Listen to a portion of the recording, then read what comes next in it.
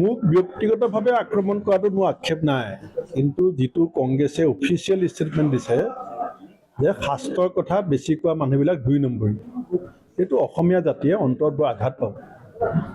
ক'ব লাগিছিলে যে ভূপেন বৰা কথা কৈছে যে শাস্ত্ৰ ভাগৱতৰ কথা বেছি কোৱা মানুহবিলাক 2 নম্বৰী। আপোনালোকে বাক্যটো চাই ল'ব। মই নিজে আচৰিত পাইছোঁ যে কংগ্ৰেছ দলৰ এইটো অফিচিয়েল ষ্টেটমেণ্ট হ'ব নালাগিছিলে, হ'ব লাগিছিলে মোৰ বিৰুদ্ধে, জাতিটোৰ বিৰুদ্ধে, আমাৰ নামঘৰত বহা ভকতসকলৰ বিৰুদ্ধে, বৈষ্ণৱসকলৰ বিৰুদ্ধে, ভকত বৈষ্ণৱৰ বিৰুদ্ধে। কাৰণ ভকত বৈষ্ণৱে শাস্ত্ৰ বাদ দি বেলেগ বুজি নাপায়।